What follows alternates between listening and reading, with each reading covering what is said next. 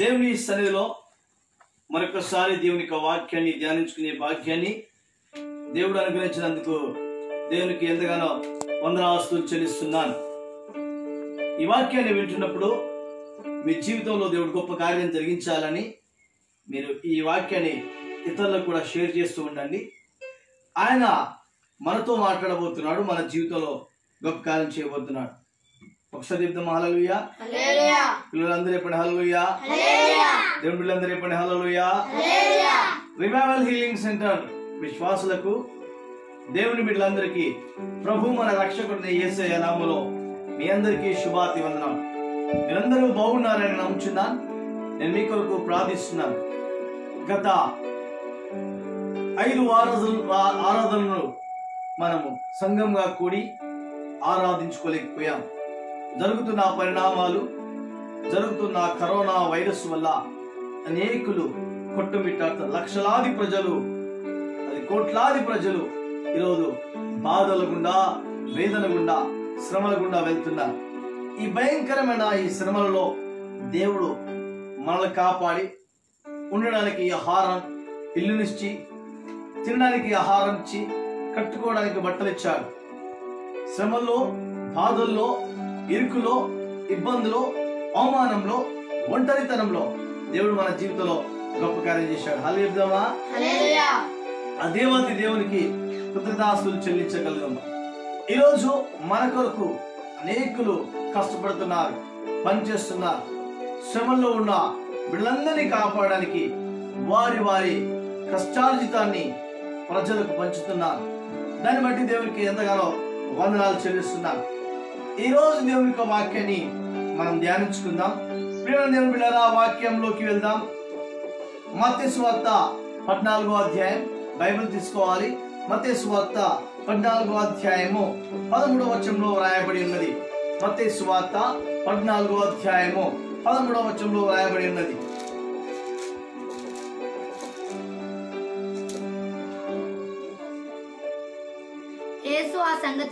యేసు ఆ సంగతి విని దోణి ఎక్కి అక్కడ నుండి అరణ్య ప్రదేశమునకు ఏకాంతముగా వెళ్ళెను. జనసమూహంలో ఆ సంగతి విని పట్టణంలో నుండి కాలినడకన ఆయన వెంట వెళ్ళిరి. నా ప్రియమైన దేవుని బిడ్డలారా, యేసు ప్రభు అరణ్య ప్రాంతంలో ఒంటరిగా ఉండి ప్రార్థన చేయడానికి వెళ్ళాడు. ఆ సమయంలో యేసు అరణ్య ప్రదేశంలో ఉన్నాడని ప్రజలు విన్నారు. ఆయన దగ్గరికి పరుగున ఆయన కాలు నడుకన వెళ్తున్నారు. ఆ సమయంలో నా ప్రియమైన దేవుని బిడ్డలారా, ఈ రోజు దేవుని సన్నిధిలో గడపడానికి, దేవుని సన్నిధిలో వెల చెల్లించడానికి ప్రజలు ప్రయత్నం చేయడం లేదు. ఈరోజు సంఘాలు ఆగిపోయాయి, ఆరాధనలు ఆగిపోయాయి, మెగా చర్చెస్ ఆగిపోయాయి, చిన్న సంఘాలు ఆగిపోయాయి. కానీ బైబిల్లో మొదటి శతాబ్దంలో క్రైస్తవులు, యేసు ప్రభు తన శిష్యులు వారికి ఎప్పుడైతే వారి మీద హింస జరిగిందో వారు ఇంట ఉంటూ ఇంటింటి సంఘాలను నిర్మిస్తూ వారు ఆరాధించేవారు. ఈరోజు దేవుడిక నువ్వు ఆశీర్వదించబడాలి, నువ్వు ఆశీర్వాదకరంగా ఉండాలి అంటే నువ్వు చేయవలసిన కొన్ని విషయాలు నేను మీకు చెప్పబోతున్నాను. దేవుని సన్నిధిలో సమయాన్ని గడపడానికి, దేవుని సన్నిధిలోకి వెళ్ళడానికి నువ్వు వెల చెల్లించాలి. ఇక్కడ ఎవరెవరు వెళ్ళారో చూద్దాం. మత్తయి సువార్త 15వ అధ్యాయము 30వ వచనంలో వ్రాయబడినది. మత్తయి సువార్త 15వ అధ్యాయము 30వ వచనంలో వ్రాయబడినది. బహుజన సమూహంలో ఆయన యొద్దకు కుంటివారు, మూగవారు, అంగహీనులు మొదలైన అనేకులను తీసుకొని వచ్చి ఆయన పాదముల యొద్ద పడవేసిరి. ఆయన వారిని స్వస్థపరిచెను. మీతో చెప్తున్న మాట ఏంటంటే, దేవుడు నువ్వు అనేకులకు ఆశీర్వాదకరంగా ఉండాలి అంటే దేవుని సన్నిధికి వెళ్ళడానికి నువ్వు వెల చెల్లించాలి. ఉద్యోగం వలనో, వ్యాపారం వల్ల, లేక కొన్ని విషయాలలో, లేకపోతే విదేశాల్లో ఉండడం వల్ల నీ కుటుంబాలతో, నీ పిల్లలతో కలిసి దేవుని సన్నిధిలో వెల చెల్లించి ఆరాధించలేకపోవచ్చు. కానీ దేవుడు నీకు ఒక సమయాన్ని ఇచ్చాడు. ఆ సమయం ఏంటంటే దేవుని సన్నిధికి వెళ్ళడానికి వెల చెల్లించాలి. యేసు ప్రభు సన్నిధికి వెళ్ళడానికి వారు గుడ్డివారు, మూగవారు, అంగవైకల్యం కలిగేవారు అనేకులు ఆయన దగ్గరికి తీసుకుని వచ్చారు. అంటే ఒక గుడ్డివాడు దేవుని దగ్గరికి వెళ్ళడానికి, ఒక కుంటివాడు యేసు సన్నిధికి వెళ్ళడానికి, ఒక మూగవాడు యేసు సన్నిధికి వెళ్ళడానికి ఒంటరిగా వెళ్ళలేదు, ఆయనతో కలిసి ఎవరినో ఒకరు తీసుకుని వెళ్ళారు. అంటే నా ప్రియమైన దేవుని సంగమా, ఈ రోజు దేవుడితో మాట్లాడుతున్న మాట ఏంటంటే ఆయన సన్నిధికి వెళ్ళడానికి వెల చెల్లించాలి. హల్లెలూయా. చాలా మంది ఏమంటారంటే దేవుని సన్నిధిలో గడపడానికి సమయం లేదు, దేవుని సన్నిధిలో గడపడానికి సమయం లేదు, ఉద్యోగం వల్ల సమయం లేదు, లేకపోతే బిజినెస్ వల్ల సమయం లేదు, లేకపోతే విదేశీ ప్రయాణం వల్ల సమయం లేదు, లేకపోతే అనేకమైన కార్యాలు చేయడం వల్ల సమయం లేదు. ఈ రోజు దేవుడు నీకు సమయాన్ని ఇచ్చాడు. 5 వారాల నుండి నువ్వు ఇంట్లో కూర్చొని ఆరాధిస్తున్నావే.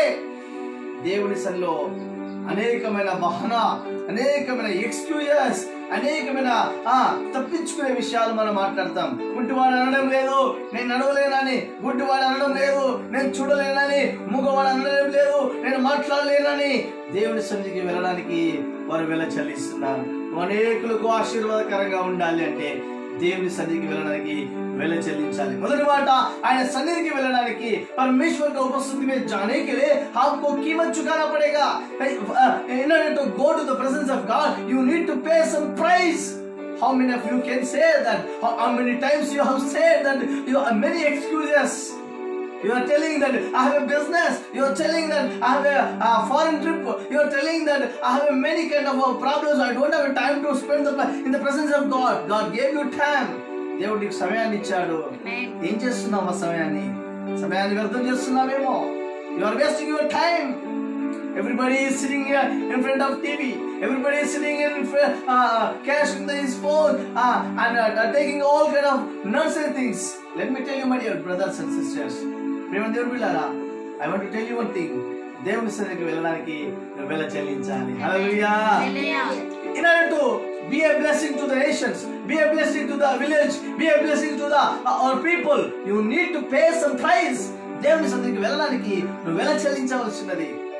ఎంతమంది చెప్పగలరు నేను దేవుని సన్నిధికి వెళ్ళడానికి వెల చెల్లిస్తున్నాను? ఇప్పుడు చెప్పడానికి వీలేదు, నాకు ఉద్యోగం వల్ల నేను వెళ్ళడం లేదని ఇప్పుడు చెప్పడానికి వీలేదు. వారు ఇంటింటా సంఘాన్ని నిర్మించారు. ఇక్కడ 2-3 ఆయన నామంలో కూడి ఉంటారు. ఆయన సన్నిధి అక్కడ ఉంటుంది.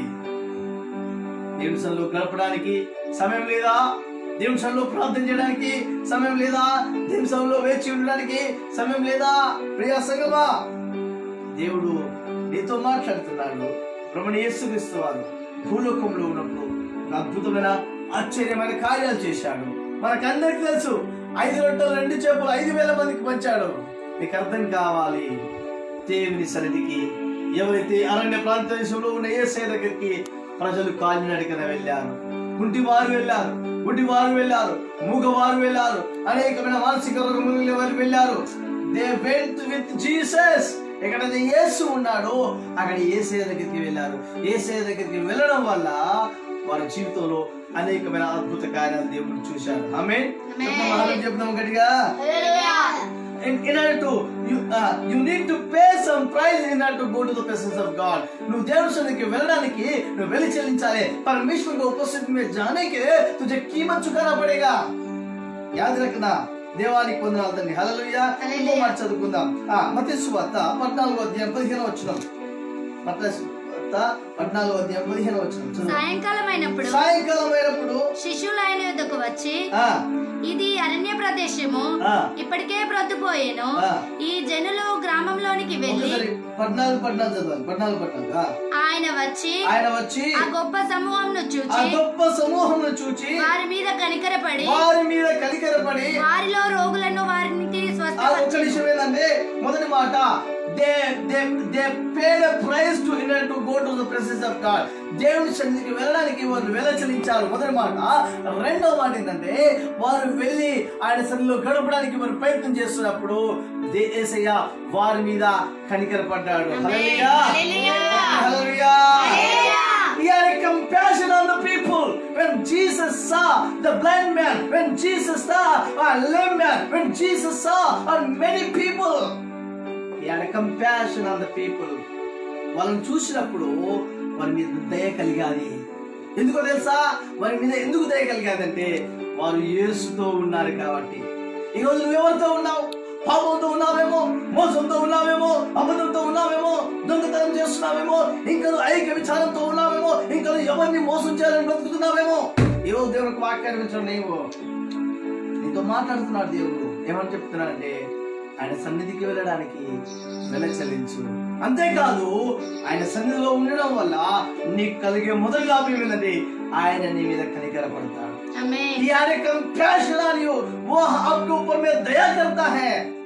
ఆయన నీ మీద దయ చూపించినప్పుడు నీ పరిస్థితి మారిపోతాయి, నీ కుటుంబం మారిపోతాయి, నీ పిల్లల పరిస్థితి మారిపోతాది, నీ ఉద్యోగ పరిస్థితులు మారిపోతాయి, నీ వ్యాపారం మారిపోతాది. కనికరము, దేవుడి కనికరం కావాలి. మనుషులు కనికరిస్తే మోసం చేస్తాడు. మనుషులు కనికరిస్తే నీకు వెన్నుపోటు పొడుస్తాడు. మనుషులు కనికరిస్తే నీకు జీవితాన్ని పాడు చేయడానికి ప్రయత్నం చేస్తాడు. దేవుడు కనికరిస్తే ఉన్నతమైన శిఖరాలు ఎక్కుతాడు. దేవుడు దావీదును కనికరించాడు, దావీదు రాజు అయ్యాడు. దేవుడు అనేకమైన శిష్యులను, పౌలును కనికరించాడు. హింసకుడైన పౌలును దేవుడు కనికరించాడు, సౌలును కనికరించాడు, పౌలుగా మార్చాడు, అపోస్తలుగా మార్చాడు. అని కనికరం అంటే మనం బ్రతకగలుగుతాం. దేవుడు యోసేపు మీద కనికరం పడ్డాడు. అన్నదమ్ములు తీసుకుని వెళ్ళి బయలుపడేశారు, కానీ దేవుడు దయ చూపించాడు. ఎవరైతే ఏ చేతులైతే ఆయన గుడ్డలో పడేశారో, ఏ నోరైతే చెప్పి వాళ్ళని చంపేయాలని ఆలోచించారో వారి శాస్త్రంగా పడడానికి దేవుడు కార్యం చేశాడు. मैं आपको बताना चाहता हूँ, परमेश्वर की उपस्थिति में जाने के लिए कीमत चुकाई है. परमेश्वर की उपस्थिति में जाने के लिए कीमत चुकाने के द्वारा प्रभु आपके ऊपर में दया करता है. In order to go to the presence of God, you need to pay some price. Not only some price, God will have a compassion on you. If God will compassion on you, nobody can change your life. Amen. If God can compassion on you, your life will be changed. If God can change David's life, David became a shepherd, became a king. నేనేమంటున్నా అంటే సంగమా, దేవుని వాక్యాన్ని వింటున్నావు, అర్థం చేసుకోవడానికి ప్రయత్నించి ఆయన సన్నిధికి వెళ్ళిన వారు వెల చెల్లించి వెళ్ళారు. అప్పుడు యేసయ్య వారి మీద కనికరపడ్డాడు. నీ మీద కనికరపడాలి దేవుడు. మనుషుడు కనికరపడితే రేపు నీ మీద నిన్ను చంపడానికి ప్రయత్నం చేస్తాడు. మనుషుడు కనికరపడితే గొప్ప చెప్పుకుంటాడు, నా వల్లే జరిగిందని. కానీ దేవుడు కనికరపడితే నీ బ్రతికే మారిపోతాయి. దేవుడు కనికరపడితే నీ పరిస్థితులే మారిపోతాయి. अगर परमेश्वर आपके ऊपर में दया करे तो आपकी स्थितियां बदल जाती है.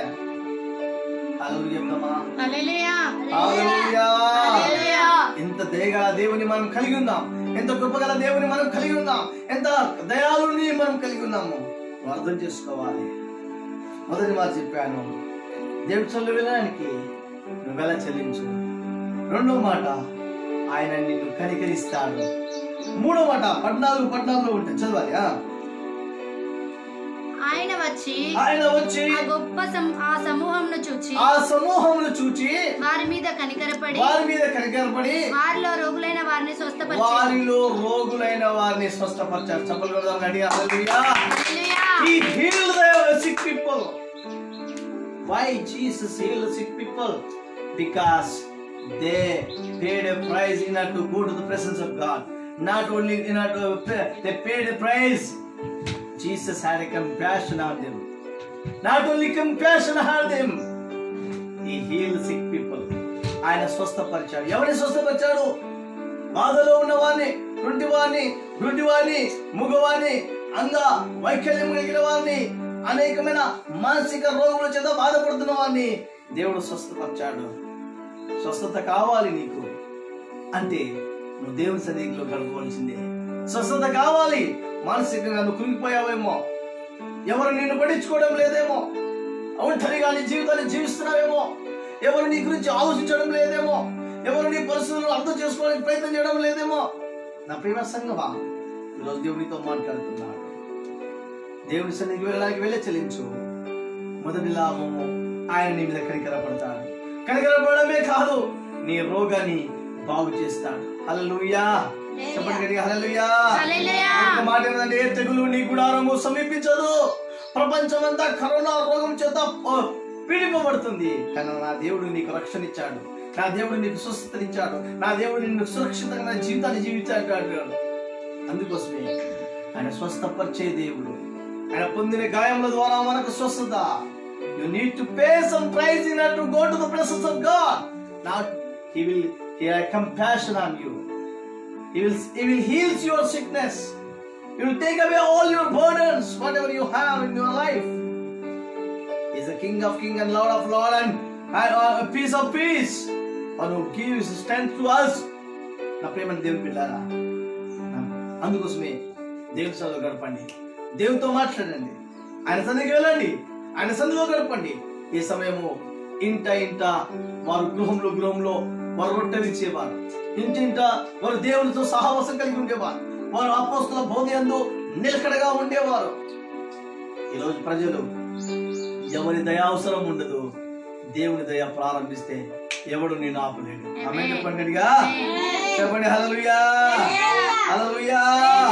అయ్యా నీకు వందనాలు, ఎందుకంటే దేవుని సన్నిధిలోకి వెళ్ళడానికి మనం వెల చెల్లించాలి.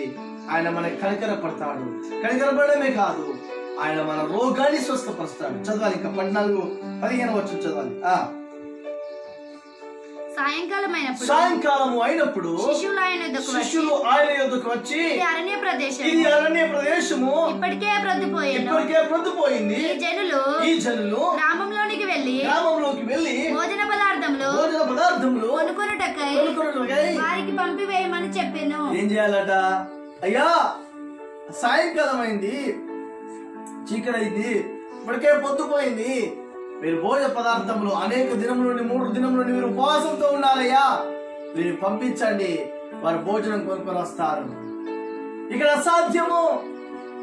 నేనేమంటున్నా అంటే, ప్రేమ దేవుని బిడ్డలారా, నువ్వు వెళ్ళి చెల్లించి వెళ్ళి నీ మీద కనికర పడతాడు. నీ కనికర పడమే కాదు, ఆయన నీ రోగాన్ని బాగు చేస్తాడు. నీ రోగాన్ని బాగు చేయడమే కాదు, నీకు ఏదైతే అసాధ్యం అనిపిస్తుందో అది సాధ్యంగా మార్చే దేవుడు. ఆమేన్. వాళ్ళు మర్చిపోయారు అసాధ్యాన్ని సాధ్యంగా మార్చగలిగే దేవుడు. అంటే వాస్తవంగా దేవునికి సమస్తం సాధ్యం, మనకు మాత్రం ఏం సాధ్యం కాదు. కానీ ఎప్పుడైతే ఆయనందు విశ్వాసం ఇస్తారో, దేవునికి అయితే సాధ్యమో అది మనకు కూడా సాధ్యమవుతుంది. ఆయనందు విశ్వాసం ఉంచిన వారికి సమస్తమును సాధ్యము. అసాధ్యమయ్యా, ఇది ఎలాంటి ప్రాంతము, ఇక్కడ భోజనం లేదు, ఖానా నహీ మిల్ రహా హై, there is no food here, send them people, let them buy their food. నా ప్రేమ బిడ్డలారా, యేసు అంటున్నాడు, వారికి అర్థం కావడం లేదు సృష్టికర్త అయిన దేవుడు వారితో ఉన్నాడని. శిష్యులకు అర్థం కావడం లేదు సృష్టించిన దేవుడు ఇక్కడ మాతో ఉన్నాడని. వాళ్ళకి అర్థం కాలేదు. రోగులు బాగుపడ్డారు, బాగునే ఉంది. కుష్ఠ రోగులు బాగుపడ్డారు, ఇంకా బాగుంది.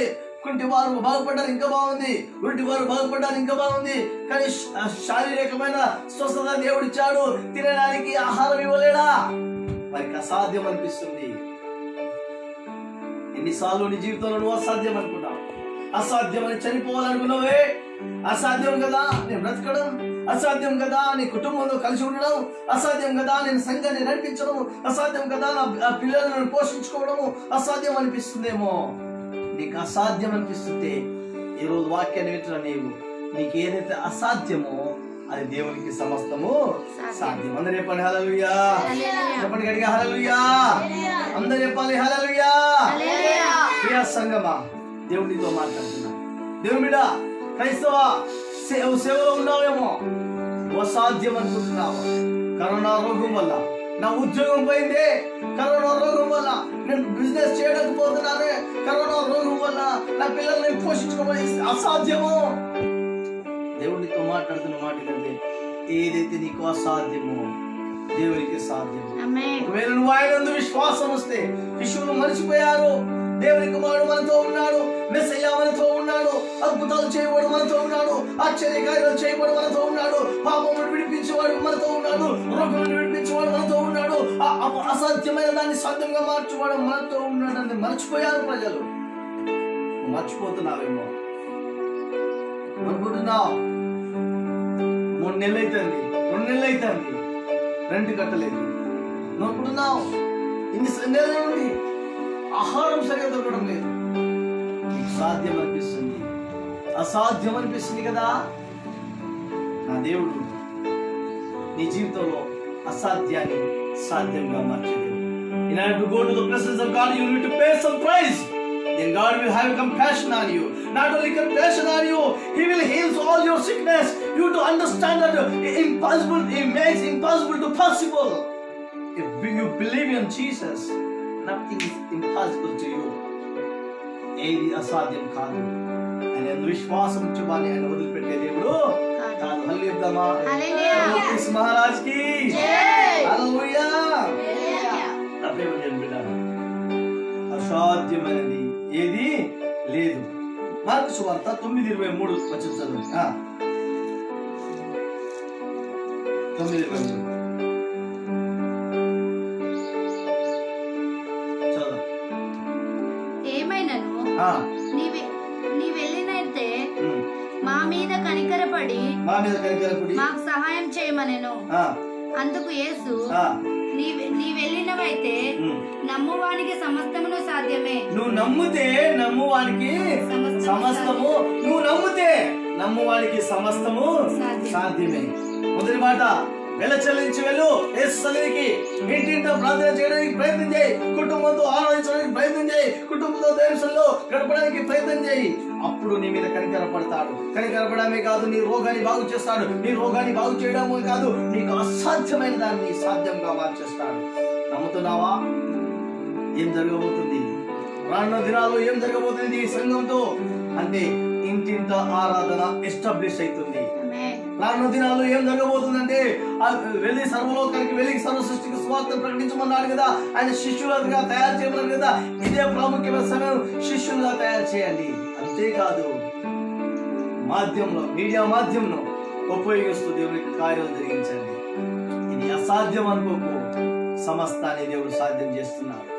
అనుకుంటున్నావు కానుకలు రావడం లేదే, బ్రతకడం ఎలా జీవించాలి, ఎలా పోషించుకోవాలి, ఎలా రెంట్ కట్టాలి, ఎలా సంఘము నాకు ఏం సాయం చేస్తలే అనుకున్నావేమో. ఈరోజు దేవునితో మాట్లాడుతున్నాడు. పౌలు టెంట్లు కొట్టి దేవుని సేవ చేశాడు. అలాంటి పరిచర్య మరొకసారి పునఃప్రారంభం చేద్దాం. దేవునికి అసలు అసాధ్యం అనుకుంటున్నావు, యేసయ్య చెప్తున్నాడు. 15వ వచనం చదవండి. మరియు మత్తయి సువార్త 14:15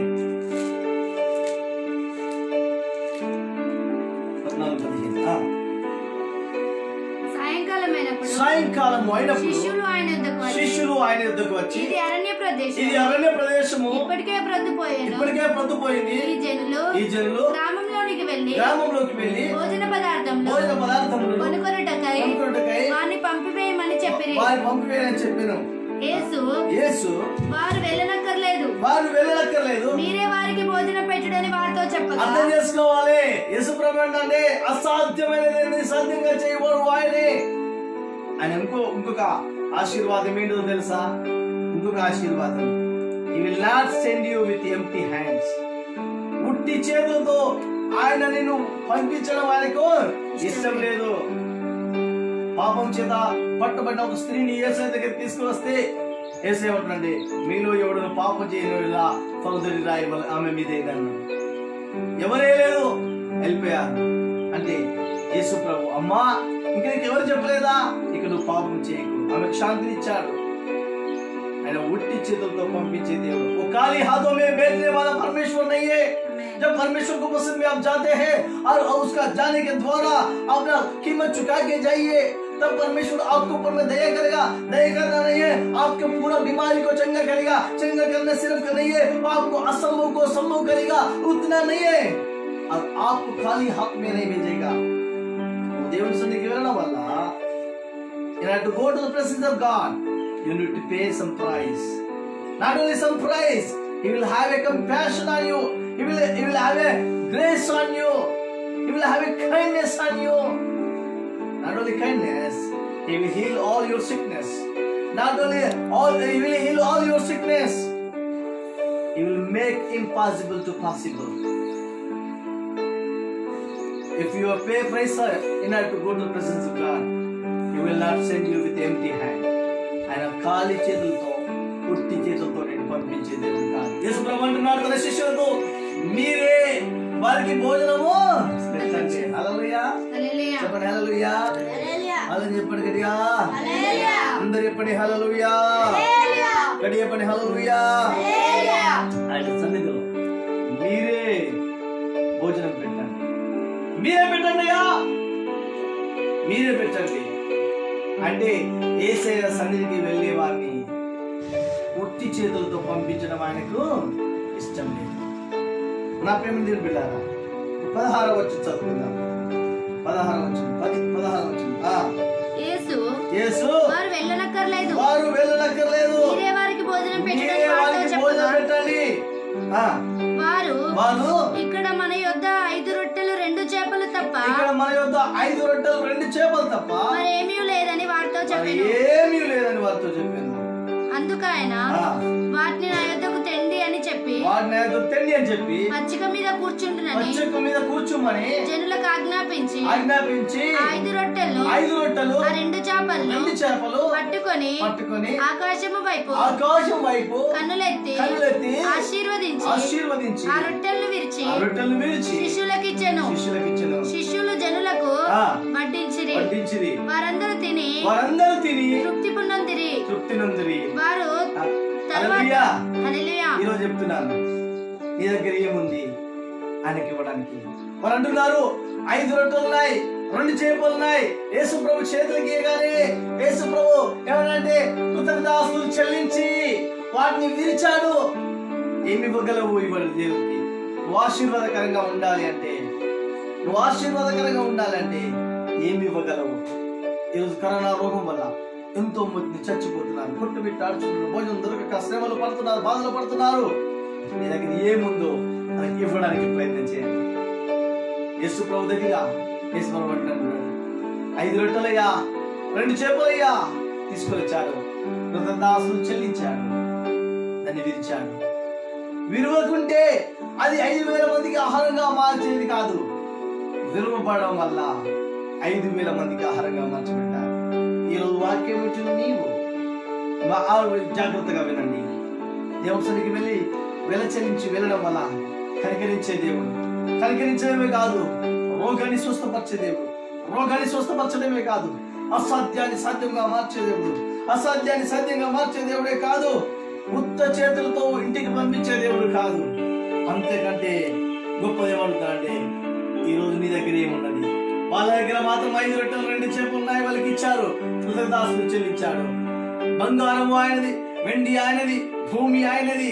ఈరోజు వెలగల వస్త్రాలు నువ్వు కొన్నావే కానీ అవి వేసుకోవడం లేదు.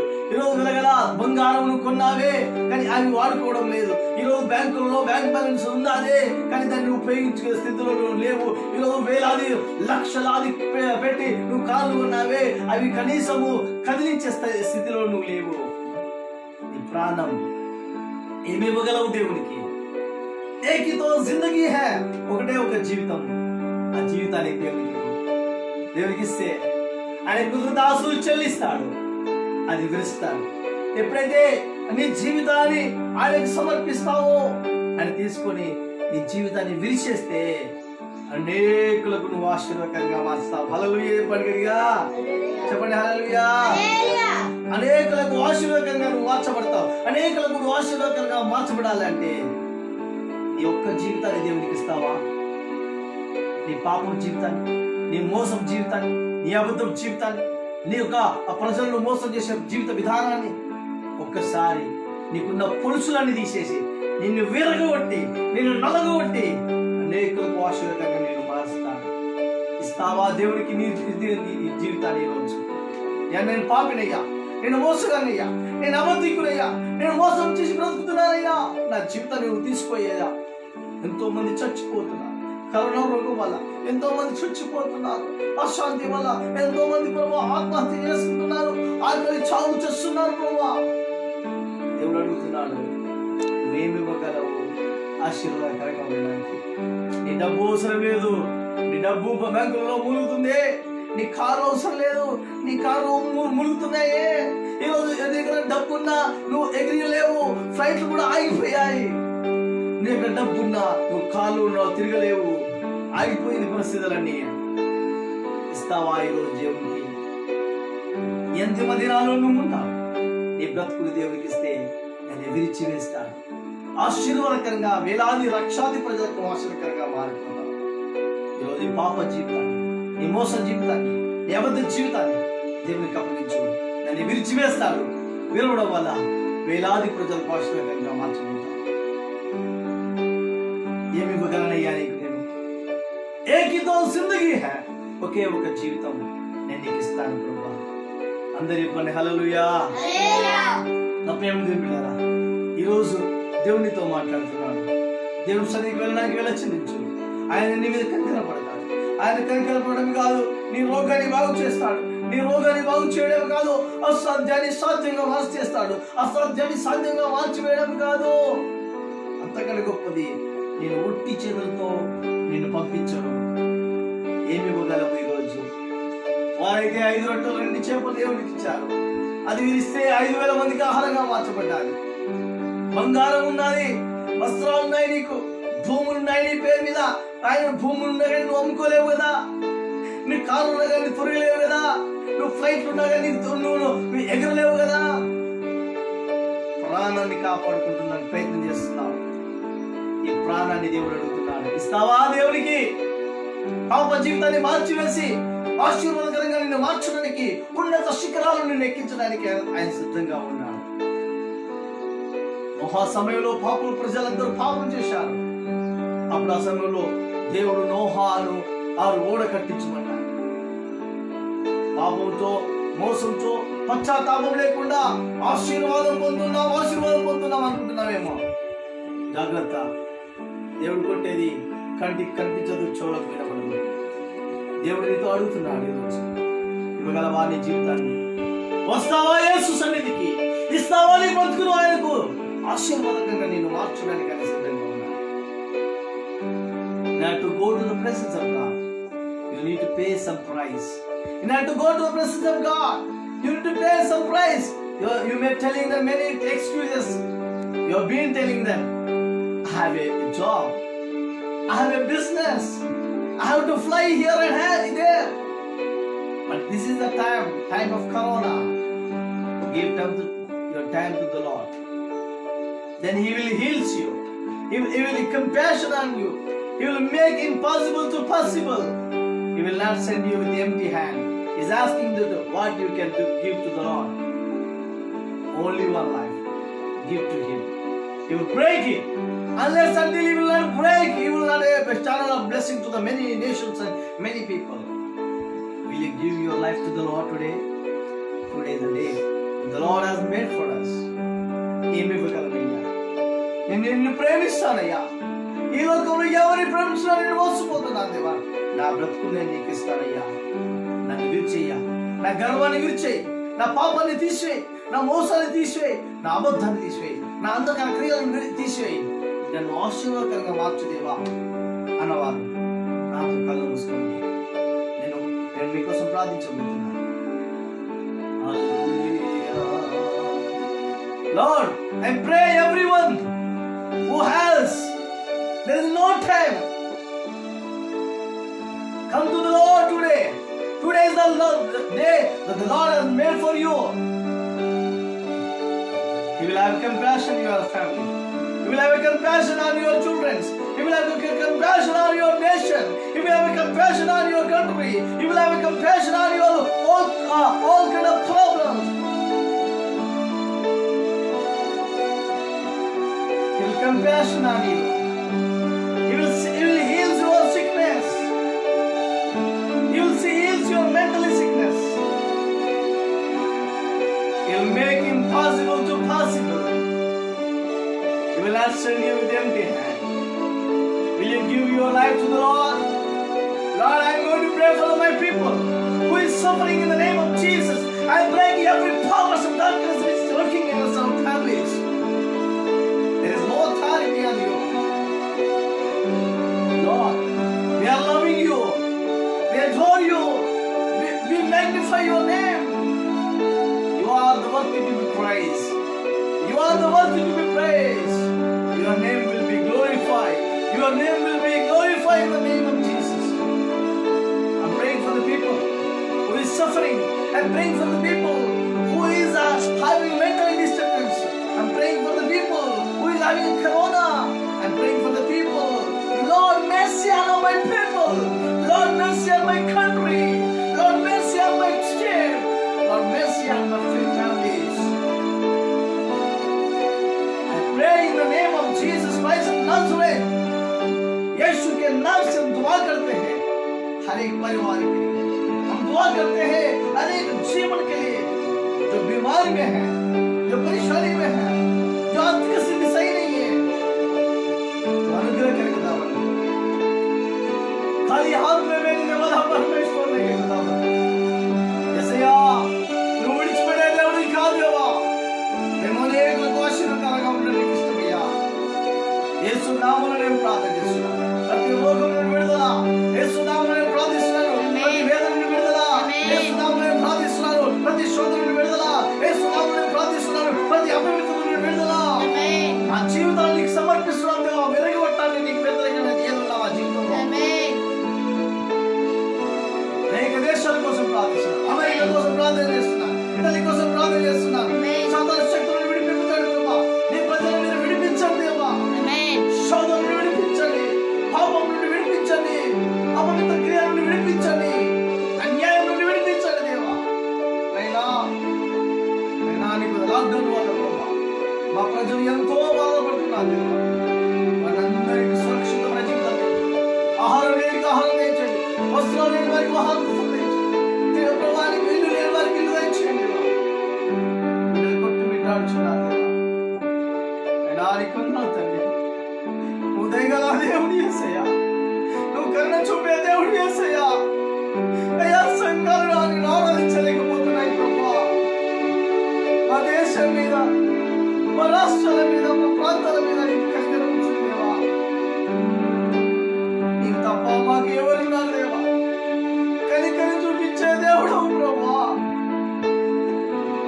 నేను ప్రార్థన చేస్తున్నాను ఎవరైనా శోధంలో ఉన్నారేమో ఎవరైనా ఒంటరితనాన్ని అనుభవిస్తున్నారేమో ఎవరైనా కరోనా సమస్య వల్ల కుటుంబాలు గుర్తుపెట్టాల్సిన్నాయేమో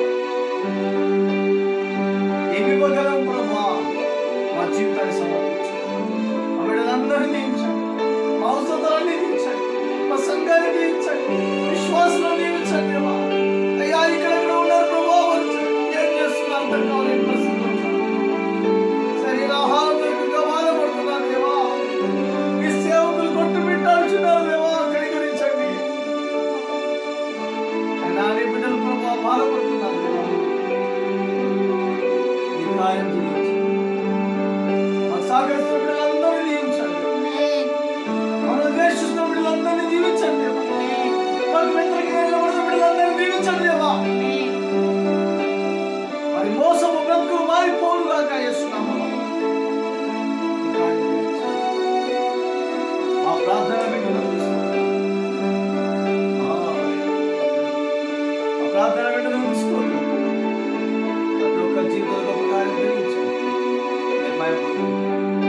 ప్రభా వీక్షిస్తున్న బిడ్డలందరినీ దీవించండి ఎవరైనా ప్రభా బాధలతో ఉంటే శోధనలతో ఉంటే కన్నీరుతో వారు బాధపడుతుంటే ప్రభా వారి కన్నీళ్లు నాట్యంగా మార్చండి వారి బాధలను తీసివేయండి నౌకరీ లేదు ప్రభా ఉద్యోగం లేదు ప్రభా తినడానికి తిండి లేక కొట్టుపెట్టుకున్నారు దేవా రోగం చేత బాధపడుతున్నారు దేవా గర్భిణీ స్త్రీలు ఎంతో మంది ప్రభా డెలివరీ టైమ్స్ వచ్చి ప్రభా పరిశ్రమ అయిపోతున్నారు కనికరించండి ప్రభా పిల్లలు లేని వారి కోసం ప్రార్థిస్తుంది కనికరించండి దేవా మా పరిస్థితులన్నీ మార్చండి పిల్లలందరినీ దీవించండి ప్రపంచాన్ని నీ ఆధీనంలో ఉంచుకోండి దేవా ప్రపంచంలో ఉన్న సమస్యలను తీసివేయండి దేవా ప్రపంచంలో ఉన్న పాపాలను తొలగించండి దేవా ప్రపంచ క్షేమం కోసం మేము ప్రార్థన చేస్తున్నాం ప్రభా ప్రతి దేశం క్షేమంగా ఉన్న లక్షలాది ప్రజలు చచ్చిపోతున్నారు దేవా కనికరించండి మా ప్రార్థన వింటున్నాం యేసే నామములో ప్రార్థిస్తున్నాం తండ్రి దేవుని ప్రేమ కుమారుడు యేసుక్రీస్తు వారికి పరిశుద్ధాత్మ దేవుని యొక్క సహవాసం సన్నిధి ఇప్పుడు ఎల్లప్పుడూ సదాపడేలా God bless you all. Jansi